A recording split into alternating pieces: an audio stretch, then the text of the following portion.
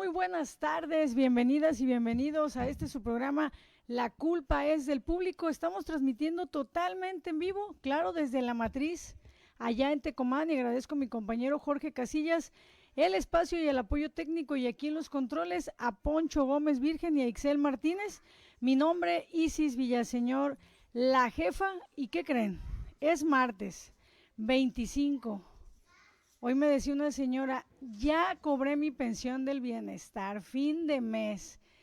Y pues tenemos un invitado aquí en cabina, al meritito Arnoldo Vizcaíno Rodríguez. ¿Cómo estás? Bien, Luisis. ¿Le tengo que hablar de usted o le tengo que hablar de tú? Como de tú, De como tú Arnoldo. quieras, de Arnoldo. Arnoldo Vizcaíno. Don Arnoldo, me dicen. Don Arnoldo Vizcaíno. Don profe. Don profe. ¿Es profe? Claro que sí. A ver, explíquenos, empecemos por ahí. Profesión, profesor. Sí, soy profesor. Estudié normal básica y normal superior. Tengo la especialidad en psicología educativa. Tengo posgrados en esa misma área. De hecho, me desempeñé yo profesionalmente como profesor de todos los niveles. Trabajé en todos los niveles: primaria, secundaria, preparatoria, universidad, normal, en todos. Y otra parte importante fue el departamento de psicopedagogía, o departamento de orientación educativa y vocacional. ¿Y ejerció aquí en el estado de Colima? No, fundamentalmente en Baja California. ¿Es originario de Baja No, California? soy originario de aquí, de Criollito, de Buenavista. Ah, de Cuauhtémoc. Sí, de Digo, Cuauhtémoc, porque sí, hay de muchas Cuauhtémoc. personas Ujú. que no saben el origen, quizás, qué Ujú. estudió, dónde estudió, por qué estudió, por qué Ujú. estudiar psicología, por qué el tema del derecho humano, que va muy de la mano a la Ujú. psicología. Bueno, lo que pasa es de que nosotros tenemos la alternativa terminando la normal básica, que la estudié en la normal rural, a mucha honra, normal rural de Atequiza, en Jalisco, y luego la alternativa que se ofrece de inmediato es la posibilidad de estudiar alguna especialidad en lo que le llaman normal superior, y es el caso que yo resolví estudiar psicología educativa en la normal superior Nueva Galicia, y allí mismo hice cinco años de posgrado en la misma especialidad, y por eso medio tiempo de mi trabajo profesional como maestro estuve al frente de departamentos de orientación educativa y vocacional. Me Es una... llama la atención, don Arnoldo, que Ajá. dice a mucha honra, con mucho orgullo, que estudió la normal rural. Sí, sí, ajá.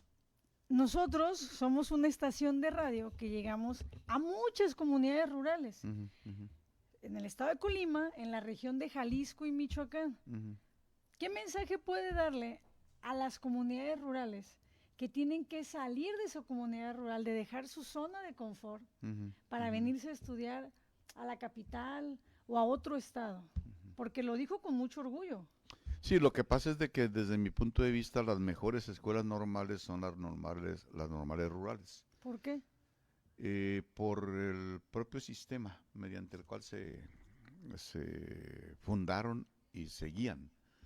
O sea, mira, hay diversos tipos de normales, como la de aquí, Ericenco, es una normal urbana, es una normal abierta a todo mundo, y, sí tiene muchas diferencias con relación a la normal rural, y yo creo que en un contexto de evaluación están mejor evaluadas las normales rurales. Creo que sin menoscabo, ni mucho menos menosprecio de otras normales, salen mejor preparados los maestros de las normales rurales, sobre todo si, como lo dice la mística, se van a ir a desarrollar fundamentalmente en escuelas rurales. Deja de decirte, por ejemplo, para empezar, las normales rurales son internados, son escuelas en las que allí viven o allí vivimos los estudiantes, ¿sí? Ahí se tiene dormitorio, se tiene todas las construcciones de dormitorio, se tiene comedor, se tiene una serie de áreas, de anexos importantes para el desarrollo y la preparación de los maestros rurales. Este, eh, para entrar a esas normales rurales se establecía, creo que ahorita ya está un poco laxo, pero se establecía que quien quisiera participar, aspirar a entrar a una normal rural, ocupaba o ser hijo de campesino o hijo de maestro. O sea, era un requisito. Era un requisito. Y en mi caso, hijo de campesino. ¿Y qué implica estudiar en una normal rural? Es una serie de garantías y una serie de compromisos. Primera dificultad es cómo acceder. Yo te digo que, por ejemplo, cuando yo participé aspirando a ingresar a la normal rural, hicimos examen más de 500 y íbamos a quedar solamente 45. Entonces, no es fácil el acceso. Pero una vez que lo logras, ¿qué es lo que tienes? Tienes una beca que te ampara alimentos, vestido, calzado, medicinas, o sea, todo. El sustento. De tal suerte que tú, en estricto sentido, no ocuparías, aun cuando hay muchas deficiencias, por ejemplo, no te dan para pasta de dientes y eso, pero no ocuparías básicamente ningún respaldo de la familia. Con los respaldos institucionales gubernamentales podría sobrevivir. Muchos casos así fueron. Muchos casos de maestros, de compañeros estudiantes. Y también te entregaban, yo recuerdo cuando entré a las normal rurales de Quiza, nos entregaban cada mes 32 pesos de de apoyo. ¿Y Que para qué alcanzaban 32 pesos? para mucho. Alcanzaban para una entrada al cine, alcanzaban para comprar pasta de dientes, un cepillo, algunas libretas, algunas plumas. O sea, ¿qué serían 32 pesos comparándolos para la Con la fecha, con la actualidad. actualidad? Pues aproximadamente unos 800 pesos. 800 pesos. Y, y, y bueno, y entonces, y ahí te educaban. Allí mismo estaban las aulas, ahí mismo los alimentos, ahí mismo todo. Te lavaban la ropa, todo. Entonces, y una garantía, al salir, al terminar la normal, tú contabas con plaza base para, sales en julio, en junio y en 1 de septiembre ya estás trabajando. O sea, rápidamente. Es ya con base. Ahora, esa base pues no va a ser donde tú quieras. Te ponen a elegir, a sugerir 3 estados en orden de preferencia. ¿A qué estado te querrías ir? Sí, yo puse en tercer lugar a Colima y dije para que me manden allá y efectivamente Aquí sí. lo mandaron. Pero es a 3 estados. Llegas al estado y a una comunidad rural. Y me tocó iniciar mi trabajo como profesor en la comunidad de la Lima, el aserradero de la Lima se llama, una comunidad que está al norte de Chandiablo, rumbo a la sierra. De Santiago, como unos 12 kilómetros. Y esto estamos hablando del municipio de Manzanillo. De Manzanillo, sí. Y entonces, y bueno, ahí nos desempeñamos. ¿Qué cosas había interesantes? Primero, la mística, la vocación, el compromiso con la educación. El gusto también. El gusto. Y ¿qué te quería decir? ¿Cómo se llama? Las ganas de hacer cosas por la comunidad de la que fueras, más allá del simple dar clases. Por ejemplo, a nosotros nos capacitaban, teníamos materias como actividades agropecuarias, donde te enseñaban a inseminar ganado, te enseñaban a cultivar diversos cultivos, a hacer silos, un montón de cosas, que luego ya tú como maestro al llegar a la comunidad rural, las sugerías, las implantabas, ayudabas a los campesinos para que tuvieran mejores técnicas de cultivo y un montón de cosas. Entonces, eras un ente importante para la comunidad. Te mezclabas con ella sin dejarte llevar por ella, pues, más bien para meterle innovación, para modernizar. Y entonces se convertía en un líder el maestro. Y usted combinaba dos cosas, la profesión y lo que le gustaba desde el nacimiento, que era el área de campesina, Sí, el área no, pues productiva, agrícola. no, pues yo me sentía soñado ahí. Sí, Sí, así es. sí, sí. Pero aparte, el compromiso social con la comunidad. Por ejemplo, yo me inmiscuí ahí en esa comunidad de Manzanillo en la introducción del agua potable, ayudé a los campesinos, asesoré en su lucha para hacerse de la tierra. Ya hacía política ahí. Pues sí, política social, digamos, o como la queramos decir, pero trabajamos por las causas de la gente, ¿sí? Pero aparte, como ahí estaba replicado toda la semana, solamente sería los fines de semana, pues entonces eh, eh, cumplíamos con nuestra responsabilidad de dar clases a los niños en edad escolar. Por cierto, atendían niños de todos los grados porque la comunidad era pequeña y el total eran como 40 niños, pero desde primero hasta sexto, ¿sí? De los multigrados que se les llama. Trabajábamos con adultos mayores, con adultos para cuestiones de alfabetización y pues a superarse.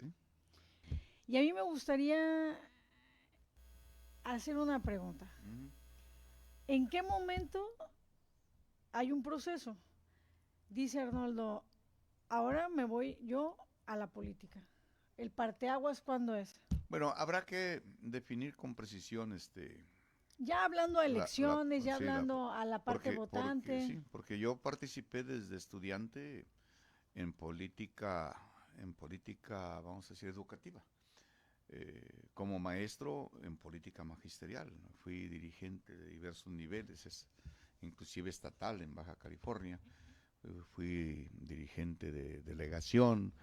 Entonces dimos una gran lucha contra los charros del CENTE, contra la reacción.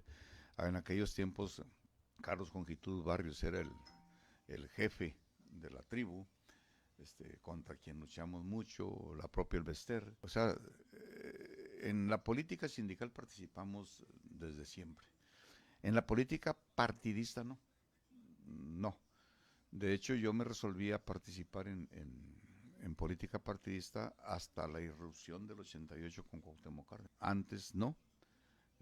Nunca había pertenecido a ningún partido político. Al primer partido político que pertenecí fue al PRD, que participé en su fundación.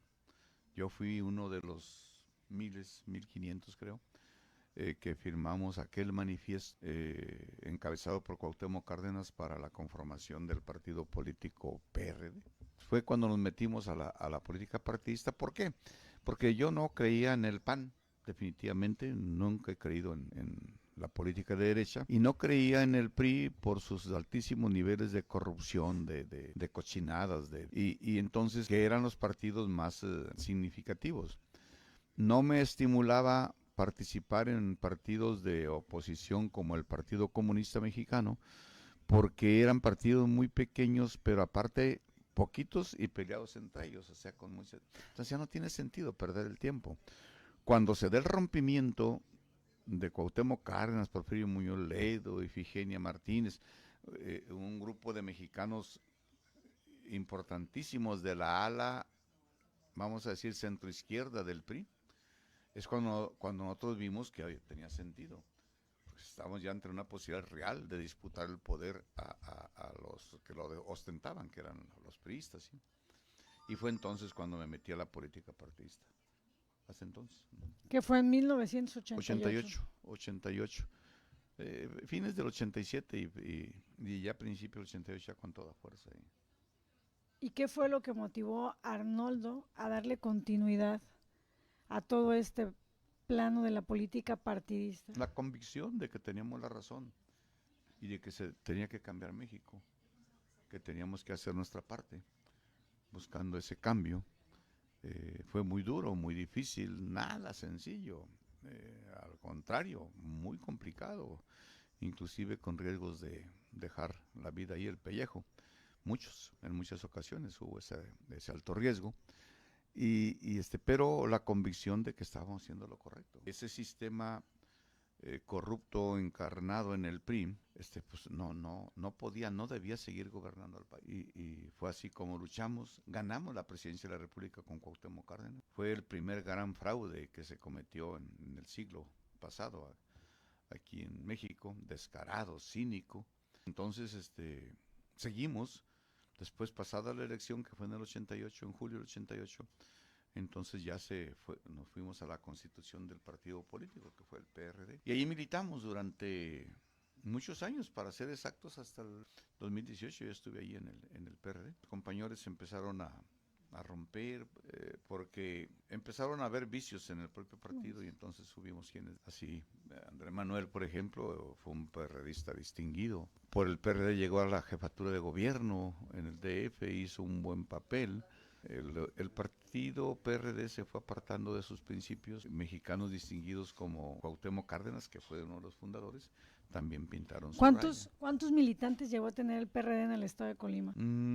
Formalmente como unos 12,000. Enlistados. Enlistados, pero llegamos en aquellos tiempos a alcanzar votaciones hasta de 50,000, que era más o menos el 28-30% de la votación. O sea, fue un partido fuerte particularmente desde el 97 hasta el 2003. Estamos platicando de la incorporación a la política partidista de don Arnoldo Vizcaíno, y habla que fue a partir de 1988, finales del 87, donde se incorporó al PRD, y nos decía hace un momento que había alrededor de 12,000 afiliados al PRD Colima, aquí en el estado de Colima. Aquí lo fundamos nosotros, al PRD aquí en Colima.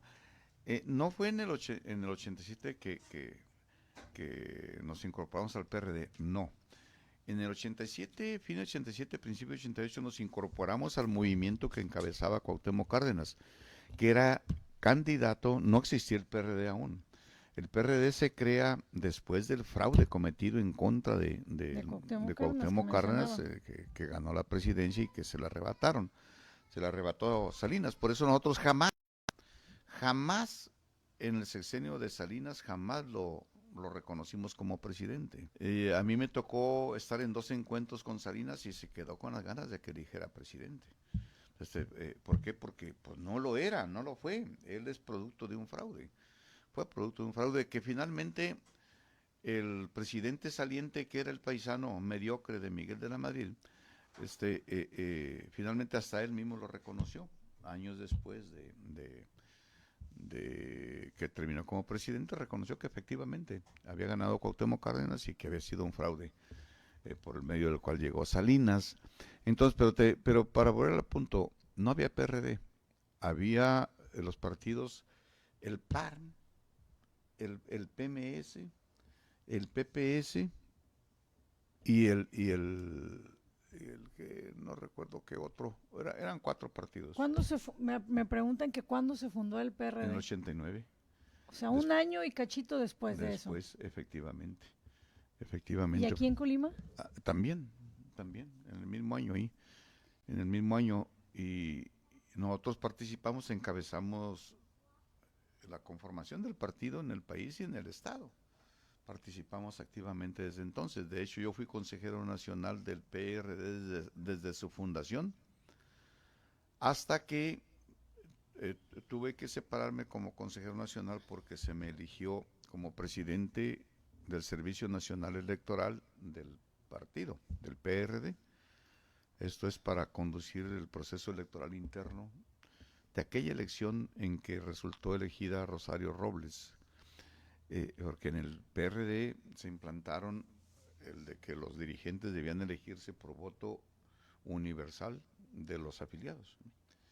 Entonces sí, el requisito era que no fuera consejero nacional, y fue hasta cuando ya me separé como consejero nacional.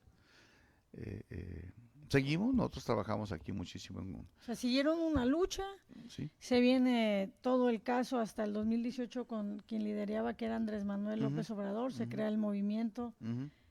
Andrés llegó a ser jefe de gobierno, te decía, postulado por el PRD. Él fue presidente nacional del PRD, que fue la mejor época del PRD, en la que lo dirigió Andrés Manuel, de 1996 al 99. En las elecciones del 97, de 1997, fueron las elecciones en las que más votos alcanzó el PRD. Una bancada gigantesca de diputados. Desgraciadamente, pues, se fueron desviando las dirigencias nacionales de los principios básicos del partido, y hasta que terminó. Encontró una triste muerte en el proceso electoral pasado, en que perdió su registro.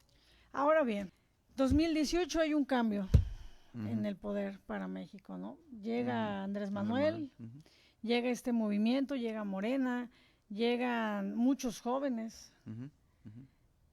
Hoy estamos en el 2025 y tenemos al día de hoy temas importantes que no podemos dejar de hablar de ellos, Así es. como el tema de los bloqueos. ¿Y Ujú. por qué me voy tan rápido? Porque la gente quiere escuchar, quiere saber cuál Ujú, es ujú. la postura, cuál es la opinión de Arnoldo Vizcaíno ante todo esto que está sucediendo y que es bien sabido, tanto por nosotros como medios de comunicación, Ujú, ujú. como actores políticos, campesinos.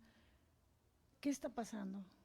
¿Quiénes son los que se están manifestando? ¿Por qué están las carreteras bloqueadas? ¿Qué pasa con el tema del agua, don Arnoldo? Fíjate que el tema del agua es un tema interesantísimo y yo estoy absolutamente convencido, conozco la iniciativa de reforma a la ley del agua o de nueva ley del agua, es extraordinaria, es cuidar el agua, es respetar los derechos hacia el agua, solamente que la derecha se ha querido encaramar como para tratar de sacar raja política en todo lo mismo en los bloqueos que se han venido generando eh, m- bajo la sombra de causas justas. No podemos estar en desacuerdo, o sea, tenemos que reconocer que efectivamente hay problemas en el campo y graves y que debe atenderlos el gobierno. Habrá que también precisar que no son de ahora, que vienen de muy atrás, particularmente los ¿De gobiernos cuándo? neoliberales. A eso es lo que tenemos que desmenuzar. ¿De cuándo y por qué está reventando ahorita? Para mí, particularmente desde los 70s. Y no es que hoy reviente. Ha habido etapas en diversos momentos, acuérdate de la lucha del Barzón, por ejemplo, en diversos momentos, diversas crisis, diversos movimientos. Yo creo que el pueblo, la gente, tiene todo el derecho constitucional, se lo consagra la Constitución de manifestarse. Es absolutamente legítimo el que se manifieste. Eventualmente se provocan daños colaterales. Sin embargo, pues se está en el ejercicio de un derecho. El problema que yo percibo en estas manifestaciones recientes es de que están metidos intereses de político partidista. La gente, particularmente la derecha, sobre todo de la derecha, aun cuando también parte de los priistas, metidos tratando de sacar raja. Y bueno, está demostrado en la marcha esta de la llamada Generación Z que no permitieron, avasallaron los que tenían intereses partidistas e impidieron que se manifestaran los jóvenes que realmente tienen causas que defender. Entonces a mí no me convence ese tipo de protestas. Sí me convencen las causas y creo que se tiene razón. No se puede negar ni tapar el sol con un dedo de que hay problemas gravísimos en el campo y que deben resolverse. Ahora, ¿cuál es la diferencia nuestra?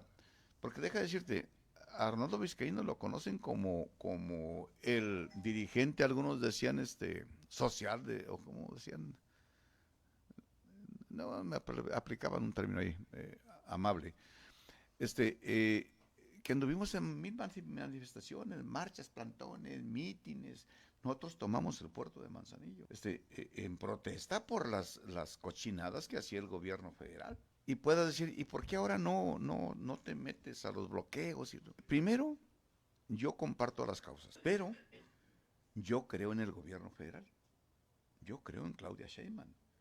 Y estoy absolutamente convencido que está haciendo todo lo que está a su alcance para buscar resolver el problema de fondo. Quienes hacen los bloqueos, yo digo, son gentes que no creen en el gobierno de Claudia Sheinbaum. ¿Qué le diría usted a un agricultor? Ayer yo estaba viendo noticias, Ujú, las redes sociales son rapidísimas, ujú, ¿no? Te ujú, enteras en ujú. segundos. ¿Qué le diría usted a un productor o un agricultor que está dialogando en una de las mesas que se conformaron y que dice, y lo voy a decir textualmente Ujú, como lo hice en el ujú. video, o sea, ¿por qué a nosotros nos pagan menos? ¿Por qué nosotros tenemos estas problemáticas y a los cabrones de más les dan todo, Ujú, tal ujú. cual, ¿no? ¿Qué le diría a otro productor que se manifiesta en la frontera y dice, es que ¿por qué nos van a quitar el agua? Me responde cuando regresemos del corte de la radio, Ujú, por sí, favor. cómo no. Vamos a continuar en Facebook, regresamos con las respuestas cuando estemos Ujú, en ujú, radio ujú. y le voy a leer los mensajitos De que acuerdo. están Ujú. llegando. A ver si conoce usted a una que le dicen Mitsuko Márquez. Profesor, ¿usted considera este gobierno una alternancia o el principio de la transformación en Colima? ¿A cuál gobierno se refiere? Aquí, al de Colima. El de Colima. Es las dos cosas. Es alternancia y es ¿cómo decía ella? O el principio de la transformación aquí en Colima. Es también. Aun cuando la transformación empezó con el gobierno federal que encabezó Andrés Manuel López Obrador, pero a nivel local se consolida con el triunfo del 21 de Indira Vizcaíno. Usted tiene estudios complementarios, pero su formación es la lucha social y un gran luchador. También le escriben eso por aquí. Eso me decían ellos. En las redes sociales. Eso es lo que usted quería decir hace Cuando un me rato. querían meter a la cárcel, que vale la pena comentar aquí, yo en mi libro tengo escrito una anécdota sobre eso. El fiscal federal acusaba, me quería meter a la cárcel por la protesta que hicimos en el aeropuerto. O sea, que yo era un saboteador, que había cometido el delito de sabotaje. Y saboteador, en el argot jurídico, es aquel que provoca y busca y promueve graves daños a la nación, a la patria. Y entonces, y por tanto debe pudrirse en la cárcel por su... Entonces, y cuando me permitieron hablar a mí, les platiqué de lo que yo hacía como profesor, que yo siempre quise mi patria y quise preparar a gente que le fuera útil a la patria. Tanto que como profesor, si me permitiera, le decía a la jueza, yo le podría presentar los reconocimientos que obtuvieron mis grupos por ser primeros lugares estatales en conocimientos en diversas áreas. Y me gustaba y respetaba tanto mi profesión que los fines de semana me iba a actualizar a los niños que andaban atrasados o a platicar con la familia, con los padres de alguna criatura que estaba maltratada. Y dije, entonces yo qué es lo que quería hacer, bueno mexicano. Dije, por eso no acepto que aquí el señor, ¿cómo se llama? Fiscal federal se atreva a señalarme como alguien que le... Y entonces, ¿En qué año fue eso? Eso fue en el 16, era Peña Nieto el presidente. Y cuando ya sentencia la juez, le dice al fiscal federal, como verá usted, señor fiscal federal, en el banquillo de los acusados no está ningún saboteador. Yo veo a un líder social que junto con los compañeros de su organización se decidieron hacer uso del derecho constitucional de la libre manifestación. Y lo remata diciéndole, vaya y búsquelos en otra parte. Así que de los delincuentes, quizás estén entre quienes hoy usted aquí representa, que eran los que me habían demandado, ¿sí? La libramos, gracias a esa jueza valiente, porque el gobierno del estado estaba pero sobres para pegarme. O sea, ellos querían que se me vinculara a proceso para meterme a la cárcel. Y había quienes, un tipo que era el delegado de gobernación, que apostaba a que a la hora de que me vincularan a proceso me iban a llevar a la penitenciaría solo para plaquearme, pero que esa misma noche saldría a un ceferezo de la frontera, donde me recluirían y donde tenía amigos él, que ávidos me esperaban mi llegada para darme una distinguida bienvenida, ¿sí? Cariñosa, calurosa. Sí, pamba con picayelo o cositas de ese tipo, ¿sí? Estamos de regreso aquí en La Culpa es del Público. Son las 3 de la tarde con 35 minutos. Buen provecho para quien ya nos ganó a comer. Antes de irme al corte en radio, yo le preguntaba a Arnoldo Vizcaíno dos cosas. La primera, como productor, como agricultor, ¿qué le diría a un productor que ayer se encaró en las mesas de diálogo y les dijo, a ver, ¿por qué a nosotros nos pagan una madre y a los cabrones de Maseca les dan todo, los apoyan, ellos son grandes empresarios? Y por el otro lado, allá en la zona norte, decía un productor, esta ley nueva que quieren hacer del agua, nos va a perjudicar, tal cual lo dijo, nos van a quitar el agua viene de generación en generación en nuestras parcelas, en nuestras tierras. Ese es el sentir de ellos, de los manifestantes, Ujú, ujú, o por lo menos de esos dos que lo dijeron ujú, ante ujú, los medios. ujú, Arnoldo Vizcaíno es un productor. ujú. ¿Qué les dice a esos productores que se están manifestando? Lo que te decía ya, que yo comparto las causas, no la estrategia que están usando. A ver, ese productor que hablaba de Maseca, efectivamente, Maseca, Minsa y muchos otros son unos monopolios que prohijó los regímenes neoliberales, hermanos de Batea, de los priistas, de los altos vuelos, son gente de la reacción, ¿sí? Sin embargo, estos gobiernos, ni el de Andrés Manuel, ni el de Claudia Sheinbaum, han venido solapando a estos tipos, eso no es cierto. Eso no es cierto. Ve, por ejemplo, el caso que es el más sonado, el de Salinas Pliego. ¿Crees tú que en un régimen priista o panista como los que padecimos perseguirían ese tipo ¿Cuánto va a pagar? 33,000. No, no, 70 y tantos mil ¿Le millones. subió? 77,000. 77 mil millones de pesos. Entonces, ahora, ese productor tiene razón en cuanto a la situación de los productores. Yo lo decía, el secretario de Agricultura actual, cuando anunció que iban a respaldar con 1,050 pesos por tonelada de maíz y que eso colocaba aquí a un precio de 5,000 y tantos pesos, 5,800, algo así, o sea, el precio del maíz aquí en México, en tanto que en el mercado de Chicago tenía un precio de 3,700 pesos y que así no lo podían poner aquí en México. Error del secretario de Agricultura. Él debió partir de cuánto cuesta producir una tonelada de maíz en México. ¿Y cuánto cuesta producir una tonelada de maíz? Aproximadamente 6,000 pesos. Y si seguimos por esa guía, que para mí es la correcta, es lícito que una empresa tenga una utilidad de por lo menos el 25%, ¿no? Por lo menos el 25%, 30, 35%. Bueno, ¿cuánto es el 25% de 6,000 pesos? Son 1,500 pesos. ¿Cuánto es lo que debiera valer la tonelada de maíz para que aspirara a tener una utilidad del productor? Pues 7,500 pesos. Subirlo. Entonces, verlo de esa perspectiva, no verlo de la otra. No, es que allá en Chicago está barato. ¿Y qué nos importa el extranjero? ¿Qué nos importa lo que pasa en Chicago o en Estados Unidos? Donde tienen subsidios, pero montonales los productores gringos, con tasa cero de intereses, con estímulos, apoyos de todo tipo, de diésel y de todo. Entonces, no podemos ni debemos compararnos así. En todo caso, si queremos tener una buena comparación, debemos partir, y queremos hacer una buena política, debemos partir del ejemplo de Japón. A Japón lo destruyeron, quedó prácticamente en ruinas en 1945, después de las bombas atómicas.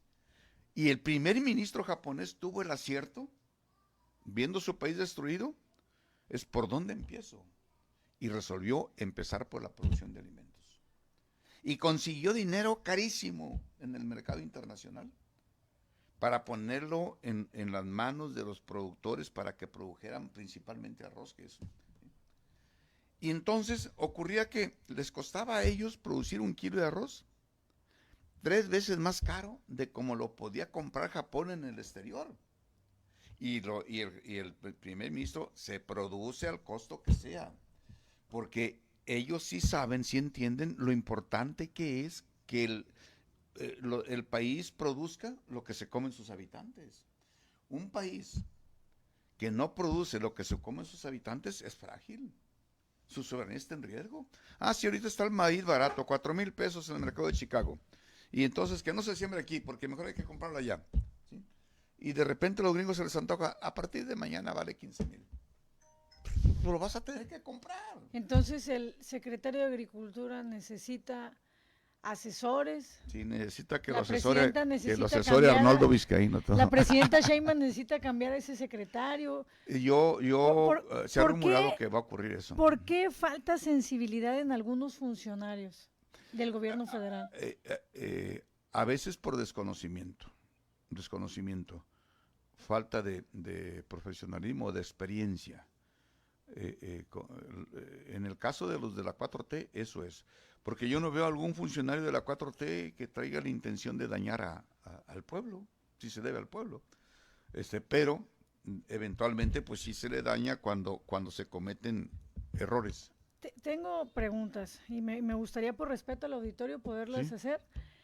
¿Por qué Colima, Manzanillo no se armó un desmadre, profesor, en las carreteras como en Ciudad Guzmán u otras del país? Bueno, yo tendría mi tesis en el sentido de que los productores de Colima y Manzanillo son más conscientes, más claros, porque a mí me hace falta contestarte lo del agua. Échele de una vez. Dice lo que decías. ¿Por qué esta nueva tema del agua, por qué los productores se sienten ofendidos? ¿Por qué? Porque no conocen la iniciativa. En serio. Explíquenos Mira, en síntesis. La razón, la posición, la protesta fundamental de quienes están en contra de la iniciativa de reforma a la ley del agua es que porque el agua ya no va a ser tuya y que entonces tu tierra va a perder valor al no tener agua. Y eso es absolutamente falso. Si yo tengo una superficie, vamos a decir 10 hectáreas, si tengo una concesión de 100,000 metros cúbicos de agua, te vendo a ti mi propiedad, tú ya sabes que también va el agua. Que hay 100,000 metros cúbicos Es que de agua. el agua es de la tierra, vaya, para que mejor nos entendamos. No es del dueño de la tierra también en tanto sea dueño de la tierra. En el momento en que deja de ser dueño de la tierra, el agua pasaría al nuevo dueño. O sea, la tierra no se queda sin agua. ¿Sí? ¿Qué es lo que se combate con eso? El coyotaje, el tracaleo que venía haciendo aquellos principalmente neoliberales que se apropiaron de grandes volúmenes de agua y que los usaban para comercializarlos. Mira, aquí en Colima, en estos tiempos, se cotizaba a 25 pesos el metro cúbico de agua de una concesión.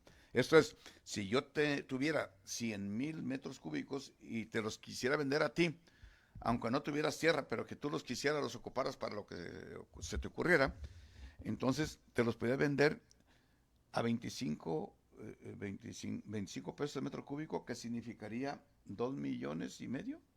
Por 100,000. Sí, en 100,000, 2,5 millones. Y a mí no me costó nada, porque el agua no se vende. El agua me la entregaron en concesión sin costo. 2 millones y medio. 2,5 millones. Entonces, ese es el negocio que se le está yendo a los coyotes del agua. Y ahí le va otra pregunta que es fuera del tema del agua, pero porque luego si no las Adelante. hago, me dicen que entonces ¿para qué les digo que manden mensaje? Y pues me Tiene razón. reclaman. Adelante. ¿Qué pasa con la inseguridad en Colima? ¿Por qué tanto difunto? ¿Por qué matan todos los días? ¿Qué está pasando? No es un tema de ahorita, la inseguridad ha habido siempre, pero la pregunta expresa es ¿por qué ahorita se nota más con este gobierno que encabeza Pues yo pienso Indira porque se Vizcaíno? informa y se reconoce.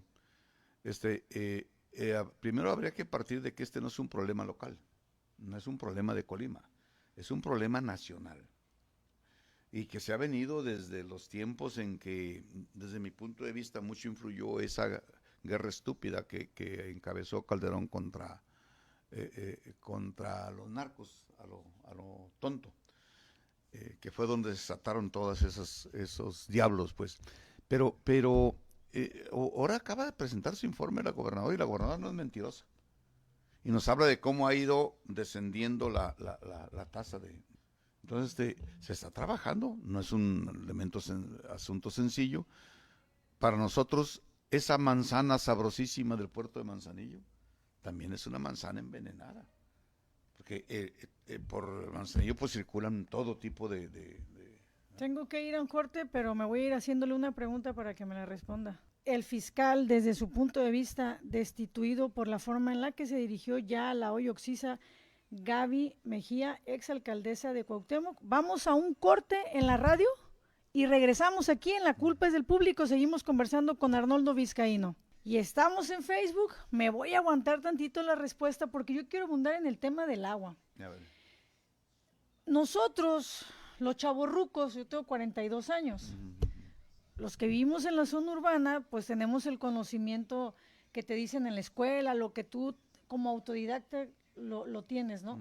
Pero los chavorrucos, que ya por cierto se ven más grandezones allá que andan en el campo porque el sol les pega con ganas, sí están enojados y sí dicen que les van a quitar el agua.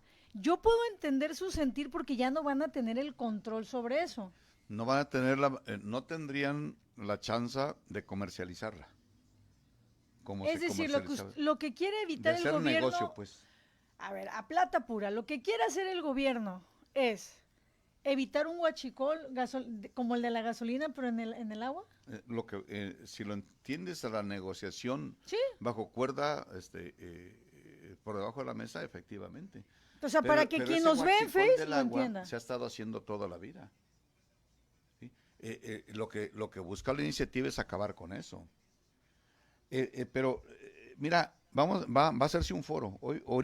Hace un rato platicábamos con la directora de la Conagua y con algunos diputados. Aquí estuvo con nosotros hace un par de semanas. Vamos a convocar a un foro. Invítenos. Sí, no, claro, va a ser una invitación abierta y Porque particularmente a los medios de comunicación. ¿Sabe qué pasa? Con toda honestidad se lo digo, que a veces hay foros y no nos llegan las invitaciones. No, pues yo no me dedico pero a hacer foros. Si usted me dice, Isis, vamos a hacer esto porque ya ve que tiene una organización, sí. Tiene una organización de productores que yo he tenido la fortuna de estar ahí, que nos inviten. ¿Por qué? Porque los radioescuchas y la gente que tenemos en esta estación, muchos son del campo. Así es. Mira, el foro se va a hacer a más tardar en la primera semana de diciembre. La semana que entra. Más tardar.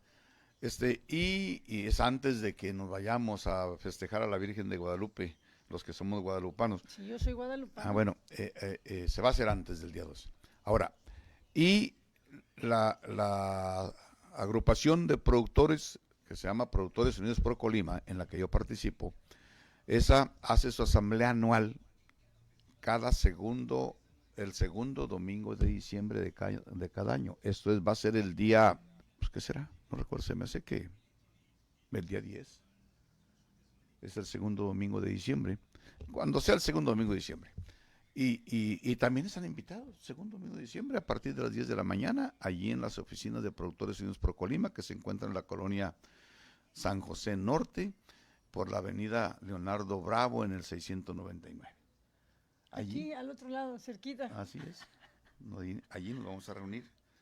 Entonces, pueden, y desde luego que vamos a anunciar vía medios la celebración de ese foro sobre el agua también. Excelente. Ahora, lo que falta, y eso sí es responsabilidad fundamentalmente del gobierno. Vamos otra vez al aire en este último bloque, porque aquí se va rápido. Estamos con Arnoldo Vizcaíno totalmente en vivo en la 90.5 FM, en la aplicación de Escoesfera de la Comunicación, y claro, a través de streaming en La Bestia Colima. Vamos a regresar un poquito a la pregunta que nos hicieron, y no me quiero equivocar. Su opinión, Arnoldo, ¿debe ser destituido Brian, el fiscal, derivado de lo que comentó de la ya oxisa Gaby Mejía, exalcaldesa de Cuauhtémoc, dadas las investigaciones? ¿Cuál es el punto de vista de Arnoldo? Es lo que pregunta el auditorio. Sí, y yo no creo que debiera ser destituido. ¿Qué?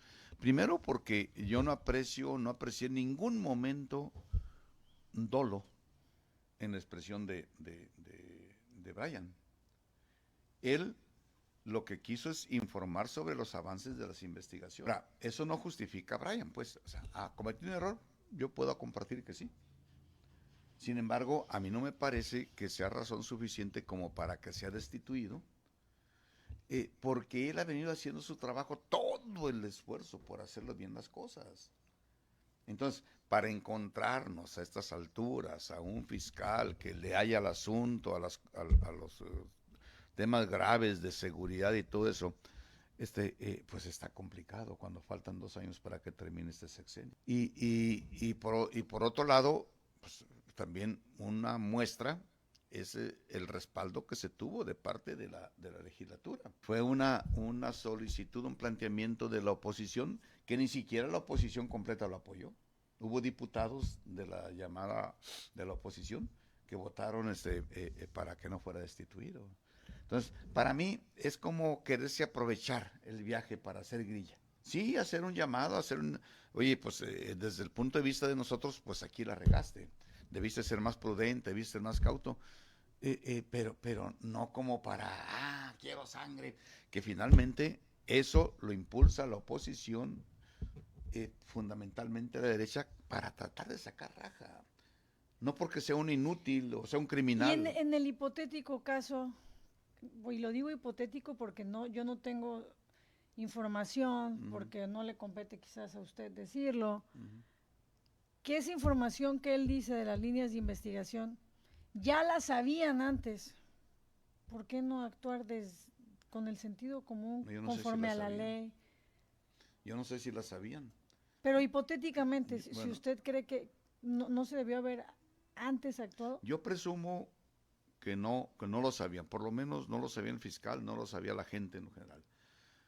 Probablemente los priistas, si estaban cerca de allí, sabían lo que estaba pasando. Pero yo no me atrevo ni a enjuiciar, ni a alegar, y mucho menos a una persona como Gaby. Deja de decirte que a mí personalmente me cae muy bien Gaby. Y éramos buenos amigos, donde nos encontrábamos nos daba gusto encontrarnos. Ella siempre se refirió a mi persona con mucho respeto, yo también a ella. A mí me parece que era una mujer buena, sencilla, vaya, trabajadora. Vamos a ver qué dicen las investigaciones, pero ella no era mala. El gobierno de Indira Vizcaíno Silva, ¿cómo lo califica Arnoldo Vizcaíno? No sé, habría que preguntarle pues yo pienso que a la que lo encabeza para que diga qué opina de... no siempre coincidimos con la gobernadora, y nos hemos dado... A calzón quitado, como decimos en el rancho. Hay una transformación en el tema económico, turístico, de seguridad, deporte. A la llegada de Indira Vizcaíno, claro. ¿a de José Ignacio Peralta hacia atrás? Bueno, pues abismal la diferencia, ¿Por qué? abismal. Te voy a poner un ejemplo que tienes aquí enfrente. Échele. El parque regional. ¿Qué es lo que hizo la administración de Ignacio Peralta? Privatizarlo. Lo entregó a particulares y adquirió el compromiso de estarle pagando a los trabajadores con nuestros impuestos. Y en manos de particulares que finalmente lo dejaron abandonado. ¿Qué es lo que hizo el gobierno de Indira Vizcaíno?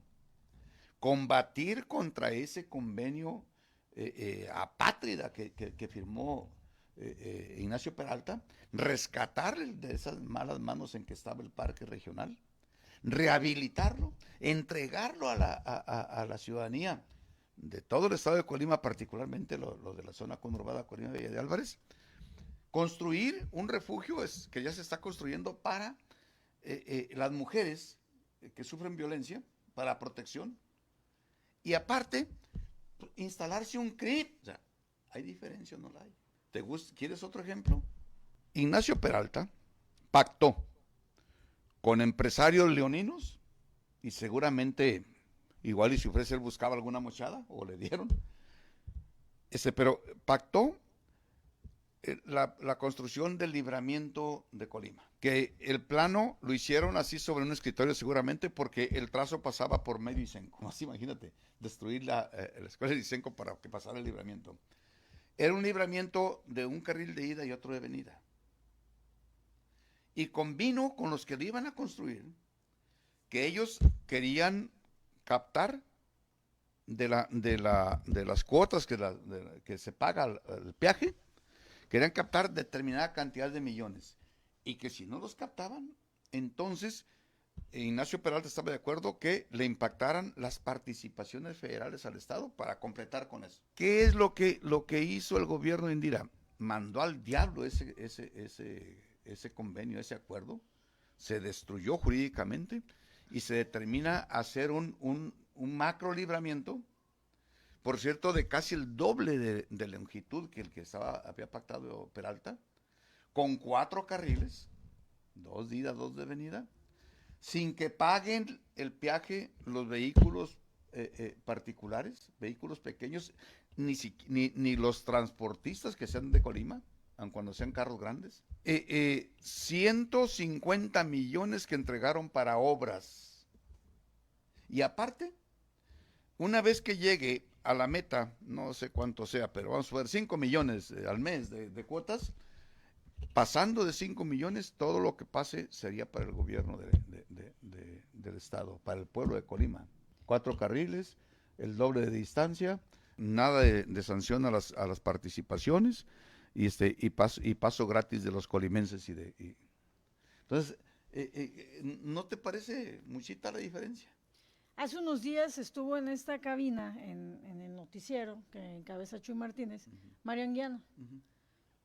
Bueno, nosotros como empresa pues le abrimos el micrófono y previo estuvo en otra radiodifusora y comentaba pues con una serie de palabras a que se refería hacia Mitsuko Márquez como mandadera. Yo le pedí al aire que, pues yo soy mujer, ¿verdad? A mí no me gusta escuchar eso y él... Eso es una agresión clarísima. Y rectifica él, al final pide una disculpa, pero ¿qué opinión tiene Arnoldo Vizcaíno sobre el tema que él deambuló en los medios de comunicación, que no desvió los recursos, que él trajo documentos donde enseña aquí en los medios que ya se le embargó incluso una propiedad por 5 millones de pesos, creo, si mal no recuerdo, donde hay medios nacionales que han investigado a Indira Vizcaíno por el tema de la transportista, por el tema de la central de abastos?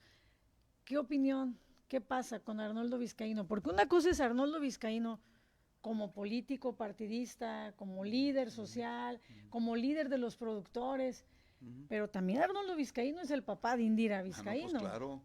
Entonces tocan fibras, ¿no? Y a todo mundo le debe quedar claro que Indira no está huérfana. Que tiene papá. Que tiene padre y madre, y que con nosotros, conmigo no se juega. Mira, deja de decirte lo de Mario. ¿Qué es lo que yo puedo decir? Pues que es culpable. Es culpable. Pues, ya está una resolución inapelable, entonces es culpable. Pero a mí yo escuché la parte de una entrevista y fíjate lo que dice Mario. Dice, sí, yo solicité ese préstamo, pero sí, fue para apoyar a Nacho Peralta para que pagara la nómina. Yo digo que la nómina seguramente que le correspondía a Mario. Pero entonces, ¿qué me gustaría que respondiera Mario? Sale, está presupuestado el pago de la nómina. Si se usó ese dinero que tú conseguiste indebidamente, porque no se pudo usar para nómina, si se usó para pagar la nómina, ¿me puedes decir qué es lo que se hizo con el dinero que ya estaba predestinado para la nómina? O sea, que estaba presupuestado. ¿Qué hiciste con ese dinero? ¿Por qué tuviste que conseguir para pagar la nómina? Ahí está la pregunta y Sí. Y a esa pregunta yo le abro el micrófono a Mario Anguiano, pero en este programa, en La Culpa es del Público, donde no censuramos y decimos las cosas como se nos dan la gana. Y como este es mi programa, si me lo permite, regáleme 10 minutos más para concluir. Vamos a ir a un corte y regresamos para concluir la entrevista, ¿le parece bien? Sale. Vamos a un corte en la radio y seguimos en Facebook. Le puedo leer los mensajitos porque si no, de veras que me agarran. Adelante. Saludos, Arnoldo Vizcaíno. Don Arnoldo, le saludo de Casimiro Castillo. Órale. Rubén Anguiano. Rubén Anguiano. De Casimiro Castillo. Casimiro Castillo no es allá para... Sí, está para allá al lado Costa de Alegre, la huerta. para allá, ¿verdad? Sí, para cerca de Cuautitlán, por aquel rumbo ahí. Casimiro Castillo, No, más Rubén arriba, Anguiano. fíjate, y son muy productivos ahí. Recuerdo que tienen caña ahí. Mire, eso es señal que nos escuchamos por allá, porque sí. Hace muchos años fui a un recibimiento a Casimiro Castillo. Yo estudié en la Facultad de Ciencias Marinas de la Universidad de Colima, y pues ahí queda prácticamente... Aquí hay un homónimo de Rubén, ¿no? Porque hay otro Rubén Anguiano, el que fue secretario de Cultura, ¿no? Ah, bueno, sí, ese es el... Sí, no, pero este es de Casimiro Castillo. Y luego tenemos otro mensaje.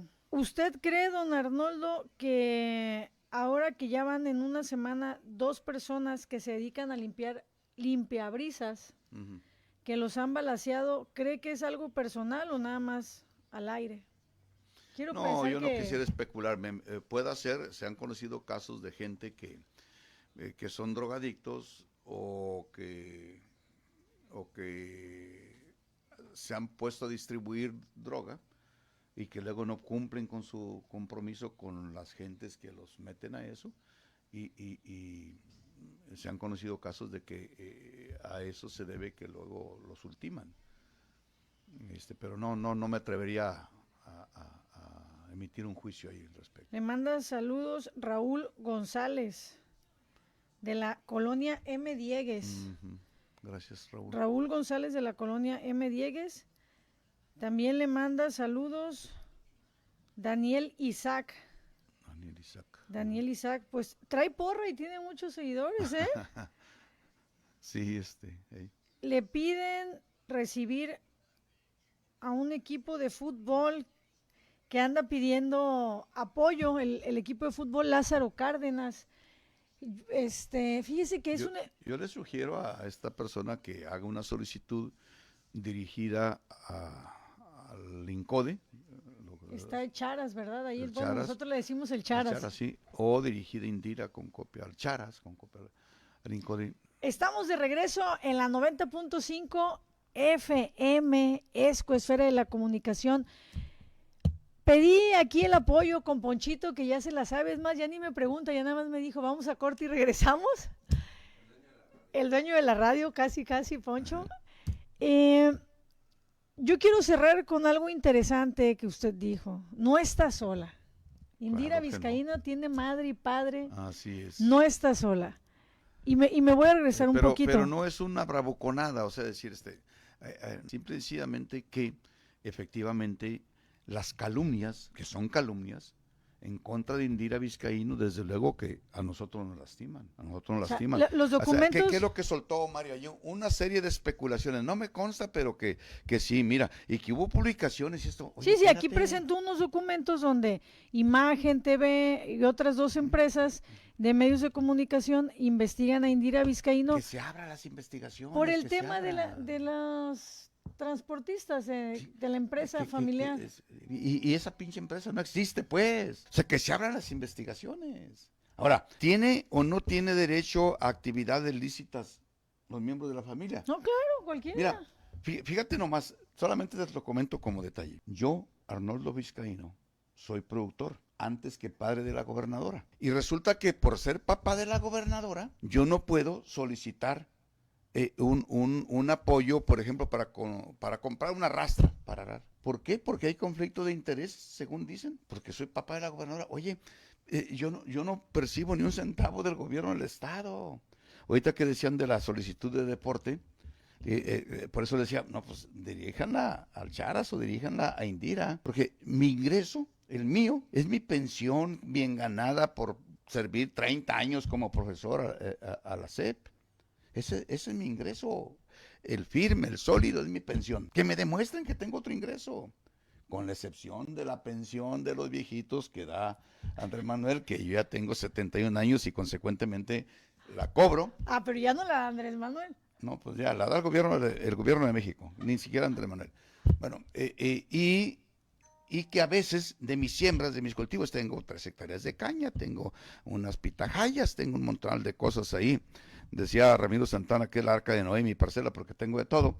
Bueno, a veces me queda alguna utilidad, tengo unas vaquitas, de repente vendo un becerro o 2 becerros y bueno, tengo. Pero con excepción de yo no tengo ningún otro ingreso. ¿Cuál era la costumbre del pasado? Que los cercanos al gobernante se atascaban de dinero y de prebenda. Y la gente tiende a creer que así es ahora, que sigue siendo así. Que chequen, que abran investigaciones, que denuncien. Entonces, pues no. Yo digo que para hablar de la familia Vizcaíno en el aspecto de la honorabilidad, en el aspecto de la rectitud, antes deben limpiarse la boca, deben enjuagársela porque trae mucha suciedad. Como papá, y lo voy a decir así tal cual, ¿se siente orgulloso de Indira Vizcaíno Claro que sí. Silva? Absolutamente, y de toda mi familia, de mis 3 hijos. No, pero hablando específicamente de quien hoy encabeza, quien liderea el gobierno. Yo me siento igualmente orgulloso de los 3, no hago diferencia. Igualmente orgulloso de mi hija Juanedi, como de mi hija Indira y como de mi hijo Arnoldo. Los construimos, los moldeamos, los hicimos gente de bien. Entonces, profundamente orgulloso. Hace rato decía que tiene diferencias con la gobernadora a veces. Sí, a veces. ¿Cómo en qué tema?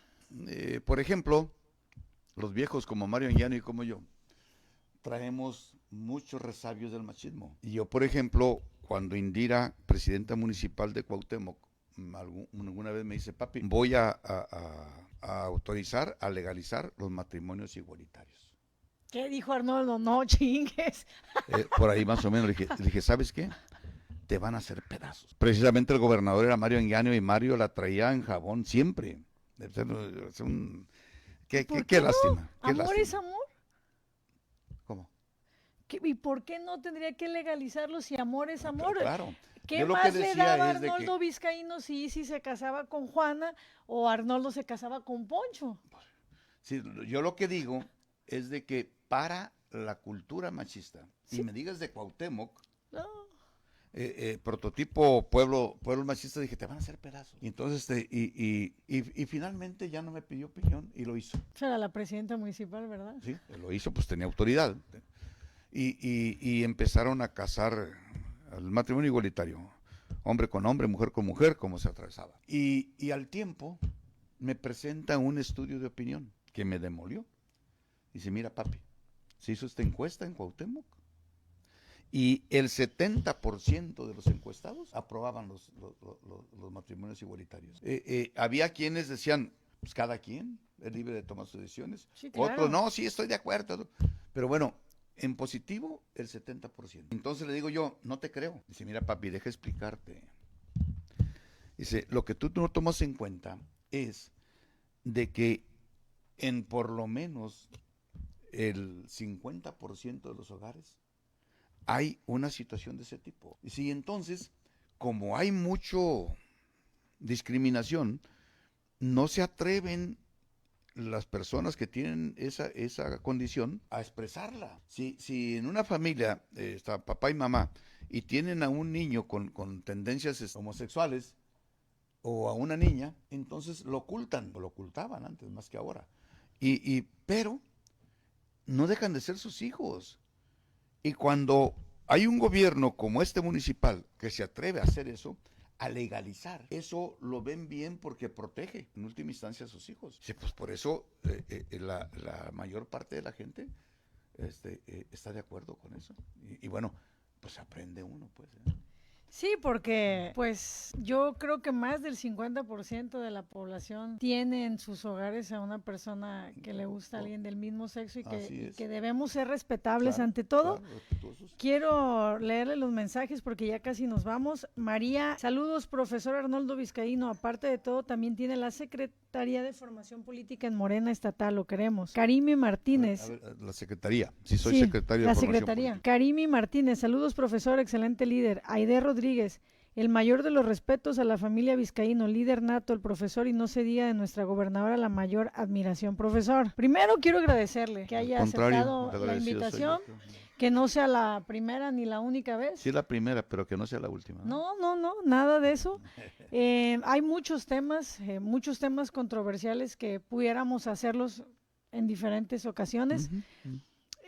Decirle que la radio es un espectro para la población que nos escuchan, que tenemos incluso en el noticiero un número donde nos reportan y nosotros hacemos las gestiones. Ayer al aire dijimos, oye, ¿sabes qué? Una señora tiene semana y media en una silla de ruedas en el IMSS, en la clínica 1 y no la habían pasado a cama. Hablamos con quien teníamos que hablar y la señora tuvo una cama más tarde. Que los baches del Ayuntamiento de Colima, que Armando Reina no recibe, que Armando Reina no va a las colonias, o sea, de todo, Aquí no somos partidistas, no, ¿por qué? Que no vuelvan a votar por Armando Reina, pues sí, efectivamente, o sea, si no les gusta lo que está haciendo o como está gobernando un gobernante, pues simple y sencillamente pues no lo toman en cuenta para nada en el futuro. Ahí lo dijo usted, porque tenemos muchas llamadas de reportes y créamelo, esta radio siempre va a escuchar, va a leer los mensajes.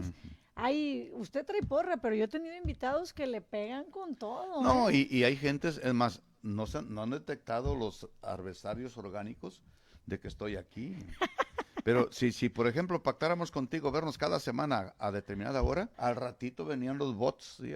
O sea, empezaban a entrar los mensajes así descalificando, calumniando y todo. Hay a quien les va a gustar, hay a quien no, yo le agradezco, esto es aprendizaje. Oye, para dame todos. chance de 2 anuncios rapidísimo. Rapidísimo. Primero, Quienes quieran asistir, ya lo saben muchos, hoy creo a las 5 de la tarde A en la las Unidad 5. Deportiva Morelos va a hacer el informe Indira Vizcaíno. La entrada es libre y por ahí nos veríamos. Segundo, el jueves, o sea, pasado mañana, a las 11:30 de la mañana, en el Salón de Convenciones del Complejo Administrativo, va a haber un foro, una asamblea encabezada por Lázaro Cárdenas Batel, que es miembro de la comisión presidencial que nombró la presidenta para la reforma electoral. Va a estar, ahí van Anótale, Ponchito, para ir a ahí las van a 11 de la atenderse, mañana. sí, a las 11:30. 11:30 de la mañana el día jueves. Mira, del Estadio Olímpico, pum, le brincamos. Órale. Profesor, muchas gracias. Gracias. Nos tenemos que Hay que ir a despedir comer, porque hay pues. que comer y como medio claro que vamos a estar en el informe de la gobernadora. Muchísimas gracias a mi compañero Jorge Casillas y aquí en los controles a Ponchito. Un gustazo estar con ustedes en su programa La Culpa es del Público a través de la 90.5 FM La Bestia Colima. Isis Villaseñor, la jefa.